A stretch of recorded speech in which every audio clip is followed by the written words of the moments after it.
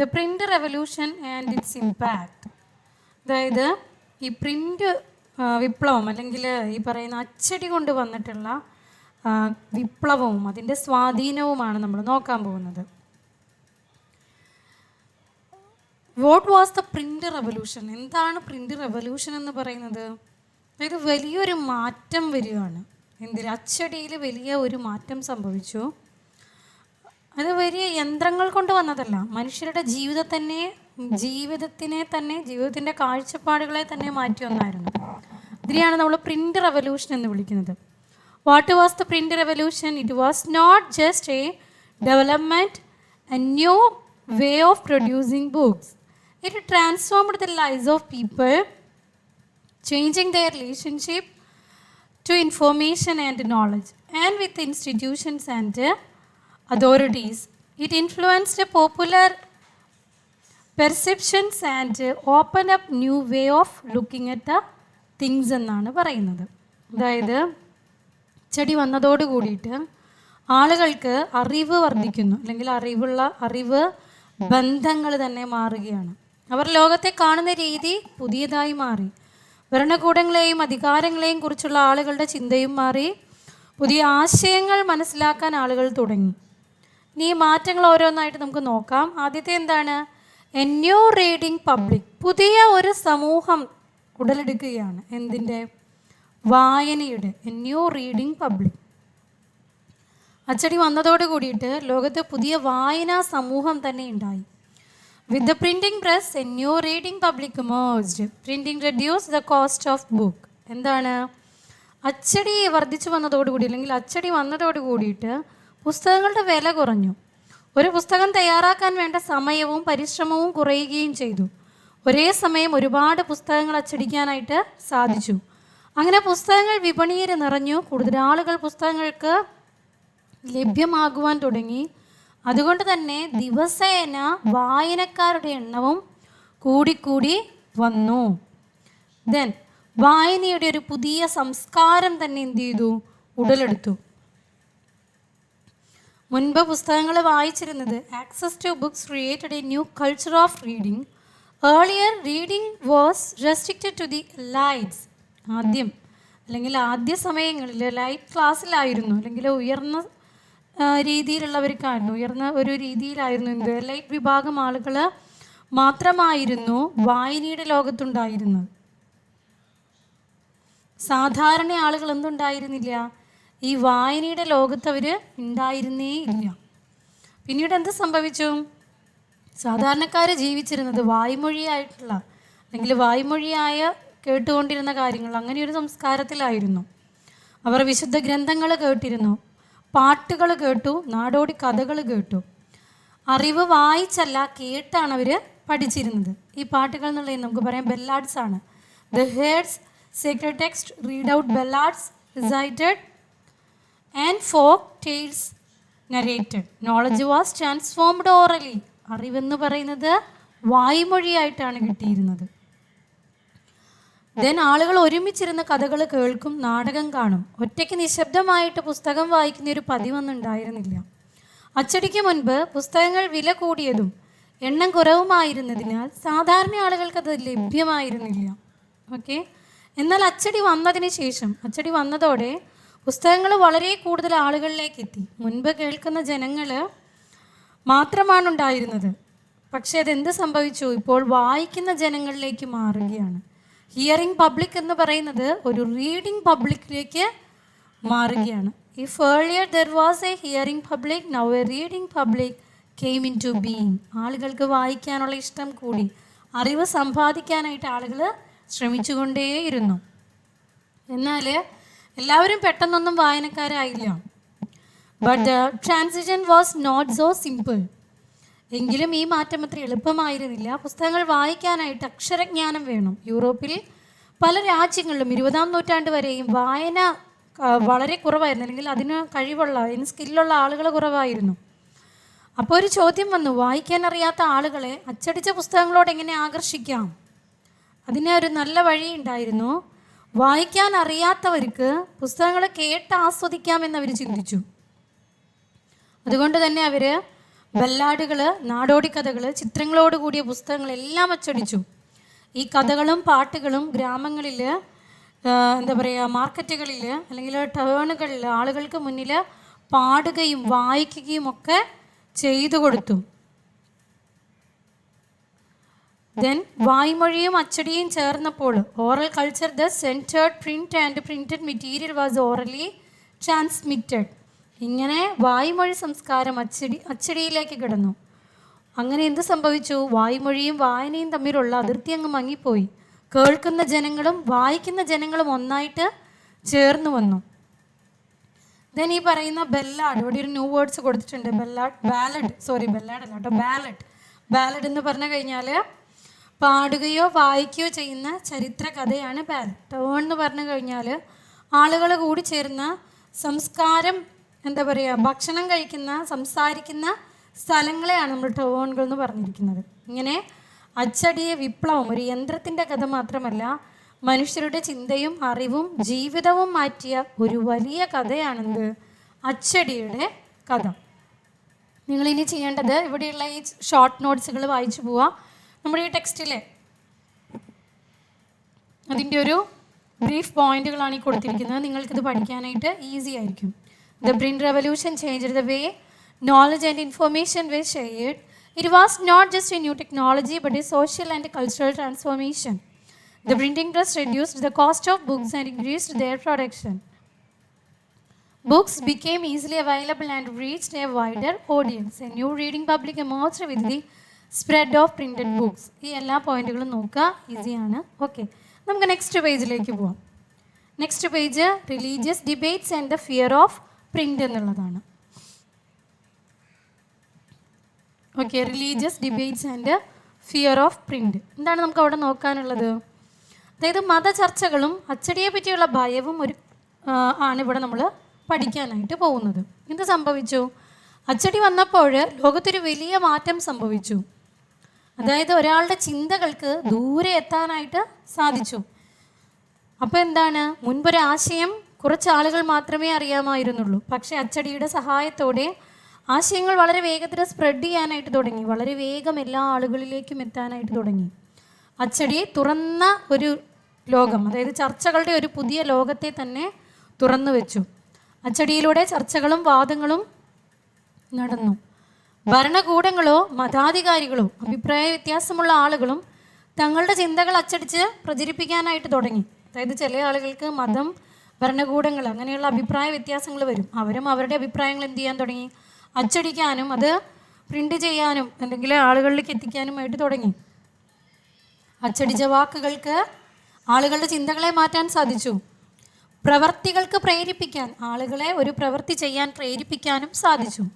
ഇത് മനുഷ്യ ജീവിതത്തിൽ പല മേഖലകളിലും വലിയ മാറ്റങ്ങൾ ഉണ്ടാക്കുകയാണ് ഉണ്ടായിട്ടുള്ളത്. വലിയ മാറ്റങ്ങൾ ഉണ്ടാക്കി. എന്നാൽ എന്ത് സംഭവിച്ചു? എല്ലാവരും അച്ചടി ഒരുപോലെ സ്വാഗതം ചെയ്തില്ല. Second paragraph, note every one welcome the printed book and those who did also had fears about it. എന്ത് സംഭവിച്ചു? ചില ആളുകൾക്ക് അച്ചടിയെ ഭയമുണ്ടായിരുന്നു. പുസ്തകങ്ങൾ എളുപ്പത്തിൽ ലഭ്യമാകുന്നതും വളരെയധികം ആളുകൾ വായിക്കുന്നതും ആളുകളുടെ മനസ്സിനെ എങ്ങനെ ബാധിക്കുമെന്നവർ പേടിച്ചിരുന്നു. നിയന്ത്രണം നഷ്ടപ്പെടുമെന്നൊരു ഭയം അവർക്കുണ്ടായിരുന്നു. എന്ത് നിയന്ത്രണം? എന്തും അച്ചടിക്കാനും എന്തും വായിക്കാനും ആർക്കും സാധിച്ചാൽ എന്ത് സംഭവിക്കുമെന്നവർ ചിന്തിച്ചു. അങ്ങനെ സംഭവിച്ചാൽ മതത്തിനെതിരായിട്ട് അല്ലെങ്കിൽ മതവിരുദ്ധ ചിന്തകൾ വരും. അധികാരവിരുദ്ധ ആശയങ്ങൾ വ്യാപിക്കുമെന്നവർ ഭയപ്പെട്ടു. ഇങ്ങനെ വരുമ്പോൾ മൂല്യമുള്ള ഗ്രന്ഥങ്ങളുടെ അധികാരം അല്ലെങ്കിൽ മൂല്യമുള്ള ഗ്രന്ഥങ്ങളുടെ മൂല്യം നഷ്ടപ്പെടുമെന്നവർക്ക് തോന്നി. ആർക്കാണ് ഈ ഭയം പ്രത്യേകിച്ച് ഉണ്ടായിട്ടുള്ളത്? അതുണ്ടായത് മത അധികാരികൾക്കും രാജാക്കന്മാർക്കും എഴുത്തുകാരും കലാകാരന്മാർക്കുമായിരുന്നു. അതിൻ്റെ ഒരു പ്രധാന കാരണം ഇവരെല്ലാവരും ചേർന്നിട്ട് എന്തു ചെയ്തു? പുതിയ അച്ചടി പുസ്തകങ്ങളെ വിമർശിക്കാനായിട്ട് തുടങ്ങി. അതായത് ഇവർ വിചാരിക്കുകയാണ്, if that happened the authority of valuable literature would be destroyed, expressed by religious authorities and monarchs as well as many writers and artisans. This anxiety was the basis of widespread criticism of the new printed literature that had begun to circulate. ഇതാണ് അച്ചടിയെക്കുറിച്ചുള്ള വലിയ വിമർശനങ്ങളുടെ തുടക്കമായിട്ട് മാറിയത്. Okay, then യൂറോപ്പിലെ ഒരു പ്രധാന സംഭവം നമുക്കിവിടെ നോക്കാം. യൂറോപ്പിലുണ്ടായത് നമുക്ക് എന്താ പറയുക, മതത്തിൻ്റെ പേരിൽ. അതായത് 1517 മാർട്ടിൻ ലൂതർ എന്ന ഒരു പരിഷ്കർത്താവ് ഉണ്ടായിരുന്നു. അദ്ദേഹം റോമൻ കത്തോലിക്ക സഭയിലെ ചില ആചാരങ്ങളെയും പ്രവർത്തനങ്ങളെയും വിമർശിച്ചു. ഓക്കെ, 1517 അദ്ദേഹം 95 തിസീസുകൾ എന്നറിയപ്പെടുന്ന ഒരു എഴുത്ത് തയ്യാറാക്കി. 95 theses criticising many of the practice and rituals of the Roman Catholic church. Okay, ആ തിസീസിൽ എന്താണ്, അദ്ദേഹം ഈ പറയുന്ന ചർച്ചിനെയും ഒക്കെ എന്ത് ചെയ്തു, ക്രിട്ടിസൈസ് ചെയ്തുകൊണ്ടാണ്. അദ്ദേഹം എന്ത് ചെയ്തു എന്ന് വെച്ചാൽ, ഈ എഴുത്തിൻ്റെ അച്ചടിച്ച പകർപ്പ് വിറ്റൻബർഗ് എന്ന സ്ഥലത്തെ ഒരു പള്ളിയുടെ വാതിലിൽ ഒട്ടിച്ചു. വിറ്റൻബർഗിലെ പള്ളിയുടെ വാതിൽ അദ്ദേഹം ഒട്ടിച്ചു വെച്ചു. ഇതിലൂടെ സഭയുമായി ചർച്ച ചെയ്യുകയാണ് ലൂതറിൻ്റെ ലക്ഷ്യം. അച്ചടിയുടെ ശക്തി നമുക്കിവിടെ കാണാം. ലൂതറിൻ്റെ എഴുത്തുകൾ വളരെ വേഗത്തിൽ, വലിയ എണ്ണത്തിൽ വീണ്ടും അച്ചടിച്ചു. വളരെ അധികം ആളുകൾ അത് വായിച്ചു. അതെന്ത് സംഭവിച്ചു എന്ന് വെച്ചാൽ, ഇത് സഭയ്ക്കുള്ളിൽ വിഭജനങ്ങൾ ഉണ്ടാക്കി. അവസാനം എന്ത് സംഭവിച്ചു, പ്രൊട്ടസ്റ്റന്റ് റീഫോർമേഷൻ എന്ന വലിയ ഒരു മതപരിഷ്കാരം ആരംഭിച്ചു. Protestant reformation. ദെൻ പിന്നീട് എന്ത് സംഭവിച്ചു, Luther translation of the new testament sold 5000 copies within few week and second edition appeared within 3 months. Deeply grateful to print, Luther said, printing is the ultimate gift of God and the greatest one. അദ്ദേഹം എന്ത് ചെയ്തു, Luther new testament, പുതിയ നിയമം എന്ത് ചെയ്തു, മൊഴിമാറ്റം ചെയ്തു. അത് അച്ചടിച്ചപ്പോൾ കുറച്ച് ആഴ്ചകൾക്കുള്ളിൽ 5000 കോപ്പികൾ തന്നെ വിറ്റുപോയി. 3 മാസത്തിനുള്ളിൽ രണ്ടാമത്തെ പതിപ്പും വന്നു. ലൂതറിൻ്റെ വിശ്വാസം, ലൂതർ ഉറക്കെ പറഞ്ഞത് ഇതായിരുന്നു, അച്ചടിയാണ് ദൈവം നൽകിയ ഏറ്റവും വലിയ സമ്മാനം. ചില പണ്ഡിതന്മാർ പറയുന്നത് അച്ചടി ഒരു പുതിയ ചിന്താലോകം സൃഷ്ടിച്ചു എന്നാണ്. അത് പുതിയ ആശയങ്ങൾ വ്യാപിക്കാനായിട്ട് സഹായിച്ചു. ഇവയാണ് പ്രൊട്ടസ്റ്റന്റ് റീഫോർമേഷനിലേക്ക് ലോകത്തെ നയിച്ചത്. ഓക്കെ, നമ്മുടെ 1517 മാർട്ടിൻ ലൂതർ കിങ്ങിൻ്റെ ആ ഒരു ചിന്ത അല്ലെങ്കിൽ ആ ഒരു എഴുത്തുകളാണ് പ്രൊട്ടസ്റ്റന്റ് റീഫോർമേഷനിലേക്ക് ലോകത്തെ നയിച്ചത്. ഇനി ഇതിനകത്ത് നമ്മൾ പഠിച്ചൊരു ന്യൂ വേർഡാണ് പ്രൊട്ടസ്റ്റന്റ് റീഫോർമേഷൻ. എന്താണ് പ്രൊട്ടസ്റ്റന്റ് റീഫോർമേഷൻ എന്ന് പറയുന്നത്? 16-ാം നൂറ്റാണ്ടിൽ റോമൻ കത്തോലിക്ക സഭയെ പരിഷ്കരിക്കാനായിട്ട് നടന്ന മത പ്രസ്ഥാനം. ഇതിൻ്റെ നേതാവ് എന്ന് പറയുന്നത് ആരായിരുന്നു? മാർട്ടിൻ ലൂതർ കിങ് ആയിരുന്നു, അല്ലെങ്കിൽ മാർട്ടിൻ ലൂതർ ആയിരുന്നു. ഇങ്ങനെ അച്ചടി, വായന മാത്രമല്ല മതം, ചിന്ത, അധികാരം എല്ലാം മാറ്റിയൊരു ശക്തിയായിട്ട് തന്നെ എന്ത് ചെയ്തു, വളർന്ന് വന്നു. ഓക്കെ, നമുക്ക് നെക്സ്റ്റ് പേജിലേക്ക് പോവാം. നിങ്ങൾ നെക്സ്റ്റ് പേജിലേക്ക് പോകുന്നതിന് മുൻപ് ഇതിനകത്തുള്ള എല്ലാ ഷോർട്ട് പോയിന്റുകളും നന്നായിട്ട് പഠിക്കുക. നിങ്ങൾക്ക് മനസ്സിലാവുന്ന രീതിയിൽ വളരെ ക്രീമായിട്ടുള്ള പോയിന്റുകൾ മാത്രമാണ് എഴുതിയിരിക്കുന്നത്. ഓക്കെ, നെക്സ്റ്റ് പേജിൽ നമ്മൾ നോക്കാൻ പോകുന്നത് പ്രിൻ്റ് ആൻഡ് ഡിസൻറ്റ് എന്നാണ്. അതായത് എന്താണ്, അച്ചടിയും വിയോജിപ്പുകളും. ഓക്കെ, ഒരിക്കൽ അച്ചടിച്ച പുസ്തകങ്ങൾ സാധാരണ ആളുകളുടെ കയ്യിലെത്താനായിട്ട് തുടങ്ങി. മതഗ്രന്ഥങ്ങളും മതവുമായി ബന്ധപ്പെട്ട പുസ്തകങ്ങളും വളരെ ആളുകൾ വായിക്കാനായിട്ട് തുടങ്ങി. അച്ചടി കാരണം ആളുകൾ സ്വന്തമായിട്ട് ചിന്തിക്കാൻ തുടങ്ങി. ഓരോരുത്തരുടെയും ചിന്തകൾ വ്യത്യസ്തമായിരുന്നു. വളരെ പഠിച്ചിട്ടില്ലാത്ത തൊഴിലാളികളും തങ്ങളുടെ വിശ്വാസത്തെ സ്വന്തമായി മനസ്സിലാക്കാൻ തുടങ്ങി. അവർ വായിച്ചതുപോലെ തന്നെ അത് അർത്ഥമാക്കാനായിട്ട് ശ്രമിച്ചു. അവർ വായിച്ച അതേ അർത്ഥത്തിൽ തന്നെ അവരത് ഇൻ്റർപ്രറ്റ് ചെയ്യാനായിട്ട് ശ്രമിച്ചു. ഇതോടെ ഒരേ മതത്തിന് വ്യത്യസ്ത വ്യാഖ്യാനങ്ങളുണ്ടായി. ഓക്കെ, ഇവിടെ നമ്മൾ പഠിക്കുന്നത് ഒരു മെനോക്കിയോ എന്ന് പറയുന്ന ഒരു മില്ലറുടെ കഥയാണ്. അദ്ദേഹം 16-ാം നൂറ്റാണ്ടിലാണ് ജീവിച്ചിരുന്നത്. 16-ാം നൂറ്റാണ്ടിൽ മെനോക്കിയോ എന്ന് പറയുന്ന ഒരു മില്ലർ, ധാന്യം അരയ്ക്കുന്ന തൊഴിലാളി ഉണ്ടായിരുന്നു, അല്ലെങ്കിൽ ധാന്യം മില്ലുള്ള ഒരു തൊഴിലാളി. അവൻ താമസിച്ച സ്ഥലത്ത് ലഭ്യമായ പുസ്തകങ്ങൾ അവൻ വായിക്കാൻ തുടങ്ങി. ദെൻ ബൈബിൾ മെനോക്കിയോ വായിക്കാൻ തുടങ്ങി. മെനോക്കിയോ ബൈബിളിൻ്റെ സന്ദേശം തൻ്റേതായ രീതിയിൽ മനസ്സിലാക്കി. അവൻ ദൈവത്തെയും ലോകസൃഷ്ടിയെയും പുതിയ രീതിയിൽ വ്യാഖ്യാനിച്ചു. ഈ വ്യാഖ്യാനം ആർക്കിഷ്ടപ്പെട്ടില്ല? റോമൻ കത്തോലിക്ക സഭയ്ക്ക് ഇഷ്ടമായില്ല. അതിനാൽ തന്നെ റോമൻ കത്തോലിക്ക സഭ അദ്ദേഹത്തിനെ ഇൻക്വിസിഷൻ എന്ന കോടതി ഉപയോഗിച്ച് മതവിരുദ്ധ ചിന്തകളെ അടിച്ചമർത്താനായിട്ട് തുടങ്ങി. മെനോക്കിയോ 2 തവണ കോടതിയിൽ ഹാജരാക്കപ്പെട്ടു. Okay. When the Roman Church began its inquisition to repress heretical ideas, Menocchio was hauled up twice and ultimately executed. അവസാനം എന്ത് സംഭവിച്ചു? റോമൻ കത്തോലിക്ക സഭ ഈ പറയുന്ന മെനോക്കിയനെ വധിക്കുകയായിരുന്നു. സഭയുടെ പ്രധാന പേടി എന്ന് പറയുന്നത് ഇത്തരത്തിലുള്ള സംഭവങ്ങൾ സഭയെ പേടിപ്പിക്കുക. അതായത് സാധാരണ ആളുകൾ വായിച്ചിട്ട് ചോദ്യം ചെയ്യാൻ തുടങ്ങിക്കഴിഞ്ഞാൽ, മതത്തെ ചോദ്യം ചെയ്യാൻ തുടങ്ങിക്കഴിഞ്ഞാൽ മതത്തിൻ്റെ അവസ്ഥ എന്താകും എന്നതായിരുന്നു അവരുടെ ഭയം. അതുകൊണ്ട് തന്നെ അവർ കഠിന നിയന്ത്രണങ്ങൾ ഏർപ്പെടുത്തി. സഭ അച്ചടിയെ നിയന്ത്രിക്കാൻ തുടങ്ങി. പ്രസാധകരെയും പുസ്തക വ്യാപാരികളെയും കടുത്ത രീതിയിൽ അവരെന്ത് ചെയ്തു? നിയന്ത്രിച്ചു. 1558 മുതൽ നിരോധിത പുസ്തകങ്ങളുടെ പട്ടിക, ഇൻഡെക്സ് ഓഫ് പ്രൊഹിബിറ്റഡ് ബുക്ക് തയ്യാറാക്കാനായിട്ട് തുടങ്ങി.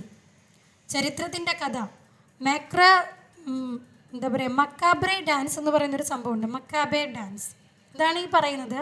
ഫിഗർ 10 നോക്കുക. ദ മക്കാബെ ഡാൻസ് എന്താണെന്ന് നോക്കാം. ഈ ചിത്രത്തിനുള്ളിൽ കാണിച്ചിരിക്കുന്നത് അച്ചടിയെക്കുറിച്ചുള്ള പേടിയാണ് ചിത്രരൂപത്തിൽ കാണിക്കുന്നത്. മരണത്തിൻ്റെ നൃത്തം എന്ന ആശയം ഉപയോഗിച്ചാണ് ഈ പേടി അവരെന്ത് ചെയ്യുന്നത്? അവതരിപ്പിച്ചിരിക്കുന്നത്. ചിത്രത്തിൽ നമുക്ക് അസ്ഥികൂടങ്ങളെ പ്രിൻറ്റും തൊഴിലാളികളെയും നിയന്ത്രിക്കുന്നതായിട്ട് കാണാനായിട്ട് സാധിക്കും. അവരാണ് എന്തച്ചടിക്കണം എന്തച്ചടിക്കരുതെന്ന് തീരുമാനിക്കുന്നത്. ഈ ഒരു മുഴുവൻ കണ്ടന്റ് പറയുന്നത് അച്ചടി ലോകത്തെ മുഴുവൻ മാറ്റുമെന്ന് അവർ ഭയന്നിരുന്നു. ദെൻ സോഴ്സ് എയിൽ പുസ്തകത്തെക്കുറിച്ചുള്ള പേടിയാണ്, fear of the book. Erasmus എന്ന് ഒരു പണ്ഡിതനും കത്തോലിക്ക പരിഷ്കർത്താവും അച്ചടിയെക്കുറിച്ച് വളരെ പേടിച്ചു. അദ്ദേഹം എന്ത് ചെയ്തു എന്ന് വെച്ചാൽ ലൂഥർ എന്ന് പറയുന്ന ആളിൽ നിന്ന് വളരെ അകലം, മാർട്ടിൻ ലൂഥറിൽ നിന്ന് അകലം പാലിച്ചിട്ടുണ്ടായിരുന്ന ആളായിരുന്നു. 1508 എഴുതിയ അഡേജസ് എന്ന് പറയുന്ന 1508 അഡേജസ് എന്ന് പറയുന്ന ഗ്രന്ഥത്തിൽ അദ്ദേഹം തൻ്റെ പേടിയെക്കുറിച്ച് തുറന്നു പറയുന്നുണ്ട്. എറാസ്മസിൻ്റെ വാക്കുകൾ കഥയായി. ലോകത്തിൻ്റെ ഏത് കോണിൽ പോയാലും പുതിയ പുസ്തകങ്ങളുടെ ഒരു കൂട്ടം കാണാം. ചില പുസ്തകങ്ങൾ നല്ല അറിവ് നൽകും, പക്ഷേ വളരെയധികം പുസ്തകങ്ങൾ പണ്ഡിതവിദ്യയ്ക്ക് ദോഷമാണ്.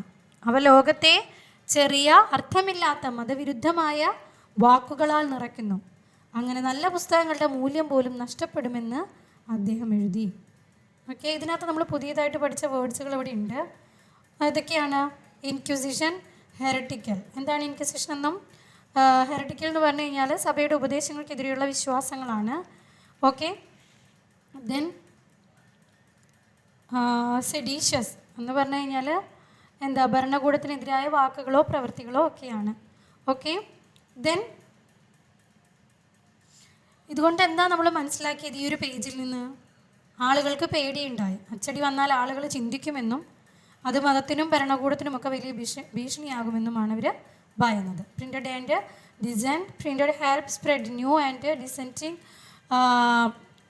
Ideas. People began to interpret religious text individually. Okay, നിങ്ങൾ ഈ പോയിൻറ്റ്സുകൾ നന്നായിട്ട് നോക്കി പോവുക, ബൈ ഹാർട്ട് ചെയ്ത് പഠിക്കാനായിട്ട് ശ്രമിക്കുക. Then next page the reading മാനിയ.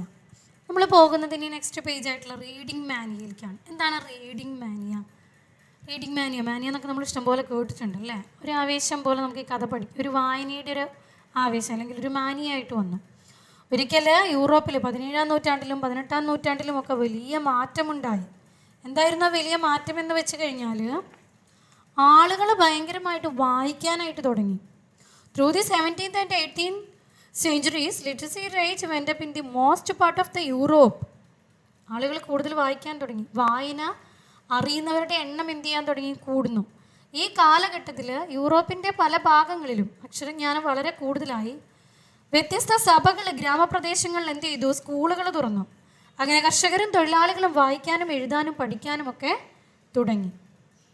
വായന എന്ന് പറയുന്നത് എല്ലാവർക്കും ഉള്ളതായി. Churches of different denominations set up schools in villages carrying literacy to peasants and artisans by the end of the 18th century. In some part of Europe, literacy rate was as high as 60 to 80%. As literacy and schools spread in European countries, there was a virtual reading mania. People wanted book to read and print produced books in in ever increasing numbers. Okay, വായന എല്ലാവർക്കുമായിട്ട് മാറുകയാണ്. 18-ാം നൂറ്റാണ്ടിൻ്റെ അവസാനം എത്തിയപ്പോൾ യൂറോപ്പിൻ്റെ ചില പ്രദേശങ്ങളിൽ 60 മുതൽ 80% വരെ ആളുകൾക്ക് വായിക്കാൻ അറിയാമായിരുന്നു. സ്കൂളുകളും അക്ഷരജ്ഞാനവും വ്യാപിച്ചതോടെ ഒരു വിചിത്രമായ അവസ്ഥയുണ്ടായി. എല്ലാവരും വായിക്കാനായിട്ട് വളരെ ആകാംക്ഷ കാണിച്ചു. ഇതിനെയാണ് നമ്മൾ വായനയുടെ അല്ലെങ്കിൽ റീഡിംഗ് മാനിയ എന്ന് വിളിച്ചത്. പുസ്തകങ്ങൾ അങ്ങനെ നിറഞ്ഞു നിന്നു. ആളുകൾക്ക് വായിക്കാൻ പുസ്തകങ്ങൾ വേണം. അതുകൊണ്ട് തന്നെ പ്രിൻ്റർമാർ എന്ത് ചെയ്തു? കൂടുതൽ പുസ്തകങ്ങൾ അച്ചടിച്ചു.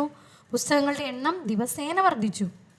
New forms of popular literature appeared in print, targeting new audience.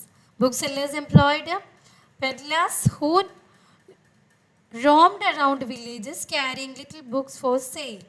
There was almanacs or ritual calendars along with ballads and folk tales.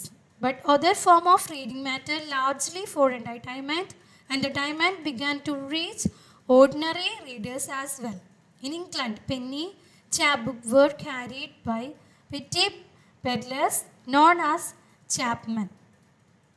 Okay, and sold for A Penny. വളരെ എളുപ്പമാണ്, നല്ല രസമാണ്. ഗ്രാമങ്ങളിലേക്കുള്ള പുസ്തകങ്ങളുടെ യാത്രയാണിത്. എങ്ങനെയാണ് ഗ്രാമങ്ങളിലേക്ക് പുസ്തകങ്ങൾ യാത്ര ചെയ്തത്?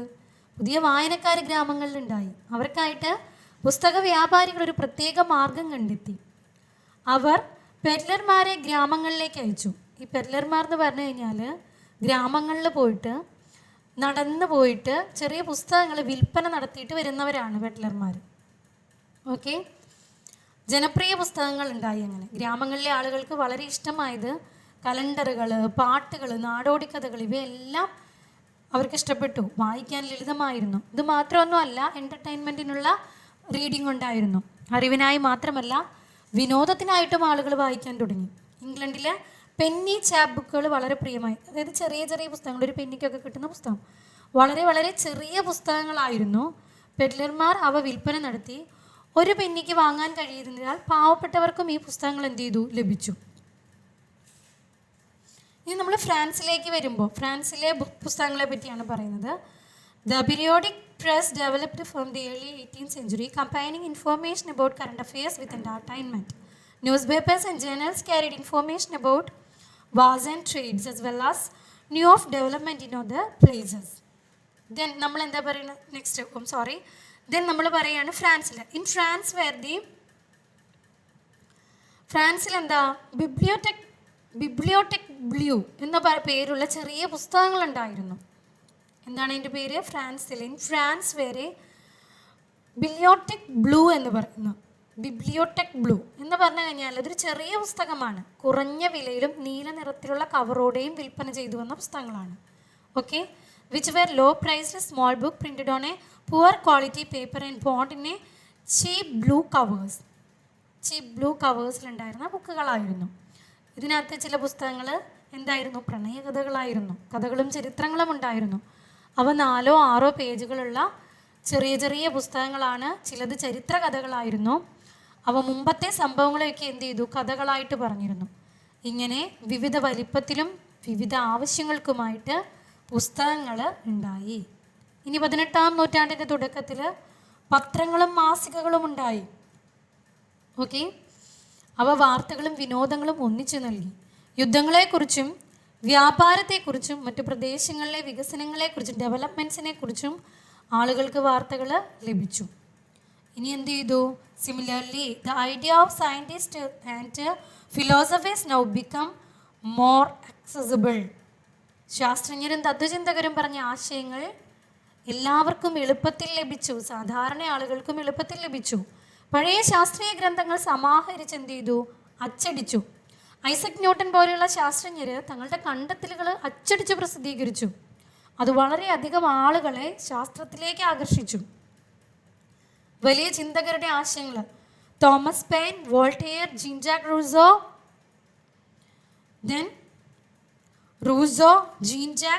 were also widely printed and read. എന്നിവരുടെ രചനകളും വളരെ വ്യാപകമായിട്ട് അച്ചടിക്കുകയും വായിക്കുകയും ചെയ്തു. അവരുടെ ആശയങ്ങൾ, ശാസ്ത്രം, പിന്നെ ഓരോന്നിൻ്റെയും കാരണങ്ങൾ, യുക്തി, റേഷണാലിസം എന്നിവയെ ജനങ്ങളിലേക്ക് എത്തിച്ചു. അവസാനം എന്ത് സംഭവിച്ചു? ഇങ്ങനെ വായന ഒരു ചെറിയ ശീലം മാത്രമല്ലാതായി, അതൊരു വലിയ ആവേശമായിട്ട് മാറി. അച്ചടിയും പുസ്തകങ്ങളും മനുഷ്യരുടെ ചിന്തയെയും ജീവിതത്തെയും പൂർണ്ണമായിട്ടും മാറ്റി. ദെൻ നെക്സ്റ്റ് ഇവിടെ നമുക്ക് ന്യൂ വേർഡ്സ് കൊടുത്തിട്ടുണ്ട് ഈ പേജിൽ. അതെന്താണ്? ഡിനോമിനേഷൻ എന്താണ്, അൽമനാക്ക് എന്താണ്? ഡിനോമിനേഷൻ എന്ന് പറഞ്ഞാൽ ഒരേ മതത്തിലുള്ള വ്യത്യസ്ത വിഭാഗങ്ങൾ. അൽമനാക്ക് എന്ന് പറഞ്ഞാൽ നക്ഷത്രങ്ങൾ, സൂര്യൻ, കാലാവസ്ഥ എന്നിവയെക്കുറിച്ചെല്ലാം പറയുന്ന ഒരു വാർഷിക പുസ്തകമാണ്. ചാപ്പ് ബുക്ക് ചെറിയ പോക്കറ്റ് പുസ്തകമാണ്.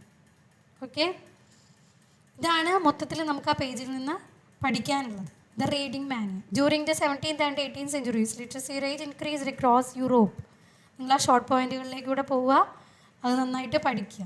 ഓക്കെ, നമുക്ക് നെക്സ്റ്റ് പേജിലേക്ക് പോകാം. Okay, next page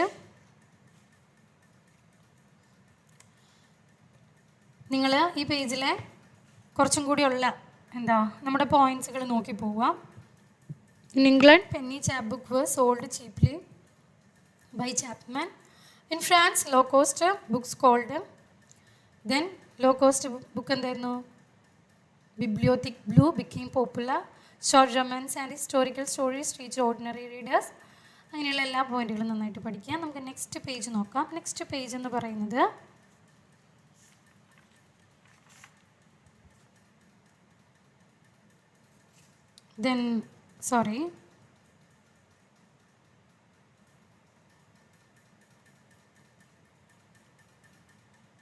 next page temple therefore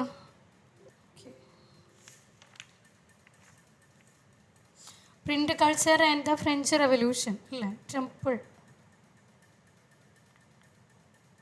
yes, temple therefore tyrants of the world. എന്താണ് temple therefore tyrants of the world എന്ന് പറഞ്ഞു കഴിഞ്ഞാൽ? ഒന്നുമില്ല, സ്വേച്ഛാധിപതികളെ, ലോകത്തിലെ സ്വേച്ഛാധിപതികളെ നിങ്ങൾ പേടിക്കുക അല്ലെങ്കിൽ വിറയ്ക്കുക എന്ന് പറയുന്ന ഒരു മീനിങ് ആണ് അതിന് വരുന്നത്. എന്തുകൊണ്ടാണ് അങ്ങനെ ഒരു ഹെഡിങ് അവിടെ കൊടുത്തത്? ലോകത്തിലെ അതികായകന്മാരെ അല്ലെ അതിനായകരെ നിങ്ങൾ ഒരുപോലെ പേടിക്കുക അല്ലെങ്കിൽ വിറയ്ക്കുക അല്ലെങ്കിൽ കുലുങ്ങുക, അങ്ങനെയുള്ളൊരു മീനിങ് ആണ് അതിന് വരുന്നത്. 18ാം നൂറ്റാണ്ടിൻ്റെ മധ്യത്തോടെ യൂറോപ്പിലെ ആളുകൾക്ക് ഒരു ഉറച്ച വിശ്വാസമുണ്ടായി. എന്തായിരുന്നു? പുസ്തകങ്ങൾക്ക് ലോകത്തെ മാറ്റാൻ കഴിയും. ആളുകൾ ചിന്തിച്ചു, പുസ്തകങ്ങൾ വായിച്ചാൽ പുരോഗതിയും ബോധവൽക്കരണവും വ്യാപിക്കും. പുസ്തകങ്ങളുടെ ശക്തിയെക്കുറിച്ചാണ് നമ്മളിവിടെ പറയുന്നത്. പലർക്കും തോന്നി പുസ്തകങ്ങൾ അധികാരത്തിൻ്റെ ക്രൂരതയെ അവസാനിപ്പിക്കും, അത് സമൂഹത്തെ അജ്ഞതയിൽ നിന്ന് വിമോചിപ്പിക്കും എന്നും അവർ വിശ്വസിച്ചു. കാരണം പുസ്തകങ്ങൾക്ക് ആളുകളെ ചിന്തിപ്പിക്കാനും യുക്തി ഉപയോഗിക്കാനുമുള്ള കഴിവുണ്ടായിരുന്നു. ഇപ്പം നമ്മളിവിടെ നോക്കാൻ പോകുന്നത് മെർസിയർ എന്നൊരു എഴുത്തുകാരനെ കുറിച്ചാണ്. Louis Sebastien Mercier. ഫ്രാൻസിലെ ലൂയിസ് സെബാസ്റ്റ്യൻ മെർസിയർ എന്ന നോവലിസ്റ്റ് ഇതിനെക്കുറിച്ച് പറഞ്ഞു. അദ്ദേഹം പറഞ്ഞു, അച്ചടി യന്ത്രമാണ് പുരോഗതിയുടെ ഏറ്റവും ശക്തമായ യന്ത്രം. Okay, the printing press is the most powerful engine of progress and public opinions in the force that will sweep despotism away. അച്ചടിയാണ് ജനാഭിപ്രായത്തെ മാറ്റുന്നത് അദ്ദേഹം പറഞ്ഞു. അതായത് ഏകാധിപത്യത്തെ എടുത്തു മാറ്റും, തുടച്ചു മാറ്റും എന്ന് അദ്ദേഹം വിശ്വസിച്ചു.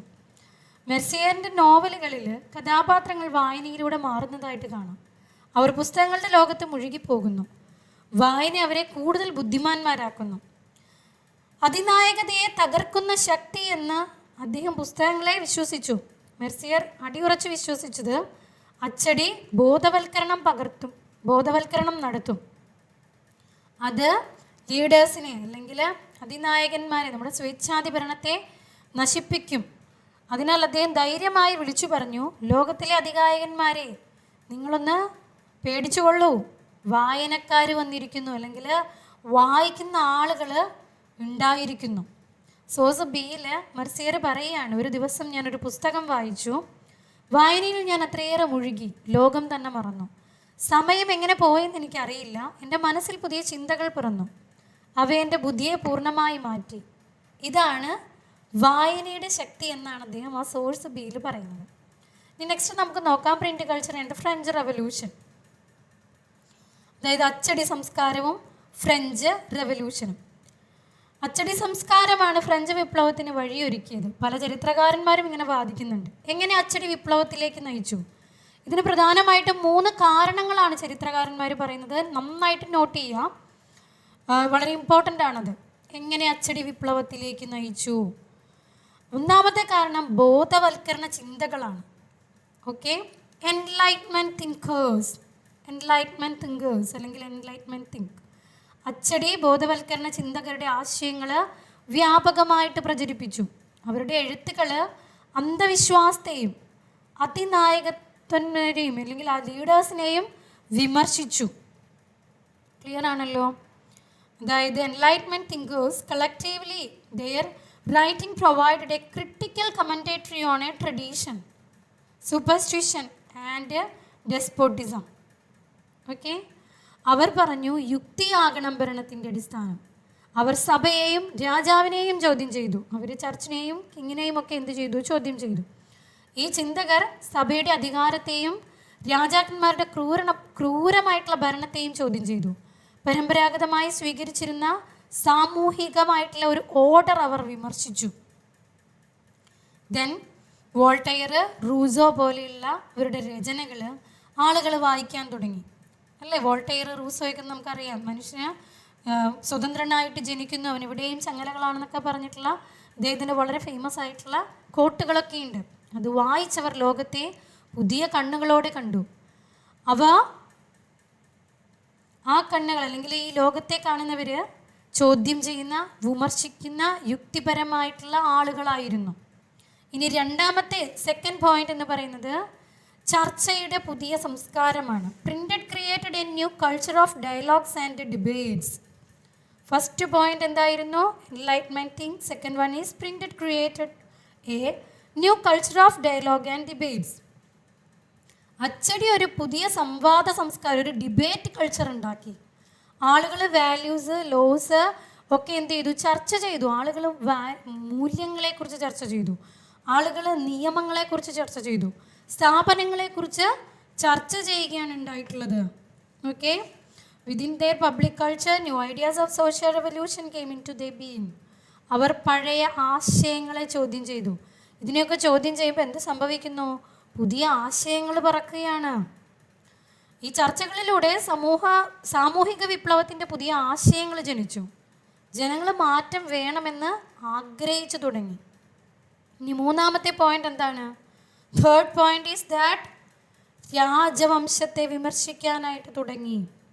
By the 1780s there was an outpouring of literature that mocked the royalty and criticized their morality. 1870കളിൽ ഒരുപാട് പുസ്തകങ്ങൾ രാജാക്കന്മാരെ പരിഹസിച്ചു. അവരുടെ നീതിയും ജീവിതശൈലിയും വിമർശിക്കപ്പെട്ടു. ഇത് രാജകീയ അധികാരത്തെ ദുർബലമാക്കുകയാണ് ഉണ്ടായിട്ടുള്ളത്. ഇന്നത്തെ നമ്മൾ പഠിച്ച പുതിയ വേർഡുകൾ ഡിസ്പോട്ടിസം, അതിനായകത്വം, ഒരാൾക്ക് നിയമപരമല്ലാത്ത നിയന്ത്രണമില്ലാത്ത മുഴുവൻ അധികാരമുള്ള ഭരണാധികാര രീതിയാണ്.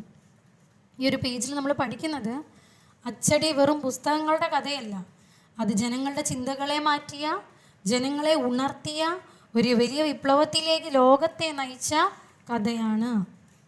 ഓക്കെ, നമുക്കിനി നെക്സ്റ്റ് പേജിലേക്ക് പോവാം.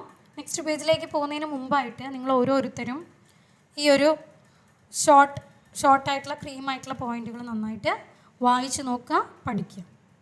ഓക്കെ, നെക്സ്റ്റ് നമ്മൾ നോക്കുന്നത് print culture and the French revolution എന്ന് പറയുന്ന ഭാഗമാണ്. ആ ഒരു ഭാഗത്തിൻ്റെ കണ്ടിന്യൂവേഷനാണ്. ഓക്കെ, ദെൻ അച്ചടി, കാർട്ടൂണുകൾ, രാജതന്ത്രത്തിനെതിരായ ചിന്തകൾ, ഒരുപോലത്തെ കാര്യങ്ങളൊക്കെയാണ് ഇവിടെയും പറയുന്നത്, അതുപോലത്തെ കാര്യങ്ങൾ. ദെൻ എന്ത് സംഭവിച്ചു? കാലക്രമേണ ആളുകൾ സമൂഹത്തിൽ, നമ്മളിപ്പോൾ പറഞ്ഞത് രാജാക്കന്മാരെ മോക്ക് ചെയ്ത കാര്യമാണ്. ദെൻ നെക്സ്റ്റ് പേജിൽ അതിൻ്റെ കണ്ടിന്യൂവേഷൻ, ആളുകൾ സമൂഹത്തിലെ നിലവിലുള്ള ക്രമവ്യവസ്ഥയെ അല്ലെങ്കിൽ ഒരു ഓർഡറിനെ അവരെന്ത് ചെയ്തു? ചോദ്യം ചെയ്യാൻ തുടങ്ങി. ഇതിങ്ങനെ തന്നെയാണോ സൊസൈറ്റി മുന്നോട്ട് പോകേണ്ടതെന്ന് ആളുകൾ ചിന്തിക്കാൻ തുടങ്ങി. അവർ കാർട്ടൂണുകളും എന്ത് ചെയ്തു? പരിഹാസ ചിത്രങ്ങളും, അച്ചടിയുടെ സഹായത്തോടെ കാർട്ടൂണുകളും പരിഹാസ ചിത്രങ്ങളും വളരെ പ്രചരിപ്പിച്ചു. ഈ ചിത്രങ്ങൾ പറയുന്നത് ഇതായിരുന്നു: രാജാക്കന്മാർ സ്വന്തം സുഖങ്ങളിൽ മുഴുകിയിരിക്കുന്നു, എന്നാൽ സാധാരണ ജനങ്ങൾ കുറേ കഷ്ടത അനുഭവിക്കുന്നുണ്ട്. ഇതൊന്നും ആരും അറിയുന്നില്ല. സാധാരണ ജനങ്ങളുടെ ദുഃഖം, കർഷകർ, തൊഴിലാളികൾ, കൈവേലക്കാർ എല്ലാവരും കഠിനമായിട്ട് ജോലി ചെയ്തു. എന്നാൽ ഇവർ ജോലി ചെയ്തതിൻ്റെ എല്ലാ നന്മകളും രാജാവിലേക്ക് എത്തിപ്പെട്ടു. നന്മകളെല്ലാം രാജവംശത്തിന്. ഇത് കാണിച്ചാണ് കാർട്ടൂണുകൾ രാജാക്കന്മാരെയും പരിഹസിച്ചത്. ദെൻ ഇതിൻ്റെ അടിസ്ഥാനത്തിൽ പ്രചരിച്ച സാഹിത്യം എന്ന് പറയുന്നത് വിമർശന സാഹിത്യം. എല്ലാവരെയും രഹസ്യമായിട്ടങ്ങ് വിമർശിച്ചു. ഇത് രാജ്യത്തിനെതിരായി അല്ലേ, അതിനെതിരായിട്ട് വൈരാഗ്യം കൂടാനായിട്ട് കാരണമായി. ആളുകളുടെ മനസ്സിൽ ഒരു അസന്തോഷം ഇത് കാരണം വന്നു. ഇപ്പോൾ ഒരു പ്രധാന ചോദ്യം വരുന്നത്, അച്ചടിയാണ് ഈ എല്ലാ ആശയങ്ങൾക്കും കാരണമാണോ? അല്ല, സമതുലിതമായ ചിന്ത കൂടിയുണ്ട്. ഇക്വലൈസേഷൻ, നമ്മുടെ ചിന്തകൾ അച്ചടി ആശയങ്ങൾ വ്യാപിക്കാൻ വളരെ സഹായിച്ചു. ഒരു കാര്യം ഓർക്കണം, ആളുകൾ ഒരു തരത്തിലുള്ള പുസ്തകങ്ങൾ മാത്രമല്ല വായിച്ചത്, വ്യത്യസ്ത ആശയങ്ങൾ ഒരുമിച്ച് ചേരുകയായിരുന്നു. വോൾട്ടയർ, റൂസോ എന്നിവരുടെ വിപ്ലവ ചിന്തകൾ ആളുകൾ വായിച്ചു. അതോടൊപ്പം രാജാവിനെ പിന്തുണയ്ക്കുന്ന സാഹിത്യങ്ങളും സഭയുടെ ക്രിസ്ത്യൻ അല്ലെങ്കിൽ റിലീജിയസ് ആയിട്ടുള്ള പ്രചാരണവും അവർ കണ്ടു. അങ്ങനെ ആളുകൾ സ്വതന്ത്രമായിട്ടുള്ള തീരുമാനങ്ങൾ എടുക്കാനായിട്ട് തുടങ്ങി. ആളുകളെല്ലാം കണ്ണടച്ച് സ്വീകരിച്ചില്ല. ചില ആശയങ്ങൾ മാത്രം സ്വീകരിച്ചു, ചിലത് നിരസിച്ചു, എല്ലാം സ്വന്തമായിട്ട് വ്യാഖ്യാനിച്ചു. അച്ചടി എന്തു ചെയ്തു? അച്ചടി ആളുകളുടെ മനസ്സിനെ പൂർണ്ണമായിട്ട് നിയന്ത്രിച്ചില്ല, പക്ഷേ വ്യത്യസ്തമായി ചിന്തിക്കാനുള്ള വാതിൽ തുറന്നു. ഇതാണ് അച്ചടിയുടെ വലിയ ശക്തി. ഇനി ഇവിടെ പേജിൽ നമ്മുടെ ഫിഗർ 11 കണ്ടോ? അത് ഫ്രഞ്ച് വിപ്ലവത്തിന് മുമ്പുള്ള സമൂഹത്തെ കാണിക്കുന്നതാണ്. ഒരു വശത്ത് കർഷകരും തൊഴിലാളികളും വളരെ കഷ്ടപ്പെടുന്നു, മറുവശത്ത് പ്രഭുക്കൾ സമൂഹ ജീവിതമൊക്കെ നയിക്കുന്നു, സുഖജീവിതം നയിക്കുന്നു. ഇതെന്താണ്? ചിത്രത്തിൻ്റെ സ്വാധീനം ആളുകളുടെ ചിന്തയെ വളരെ സ്വാധീനിച്ചു. ഇത് ന്യായമാണോ എന്ന് ആളുകൾ ചിന്തിക്കാൻ തുടങ്ങി. ഇത് ന്യായമാണോ എന്ന് ചിന്തിക്കുന്നിടത്ത് നിന്ന് ന്യായത്തിന് വേണ്ടിയിട്ടുള്ള പോരാട്ടം തുടങ്ങുകയായിരുന്നു. ഓക്കെ, ഇതിൻ്റെ പോയിന്റുകൾ എല്ലാവരും പഠിക്കുക, നന്നായിട്ട് വായിച്ചു നോക്കുക, സിമ്പിളാണ്. ഓക്കെ, ഇത്രയും നിങ്ങൾക്ക് ക്ലിയർ ആയി എന്ന് വിചാരിക്കുന്നു. ഓക്കെ, നെക്സ്റ്റ് ക്ലാസ്സിൽ കാണാം. താങ്ക്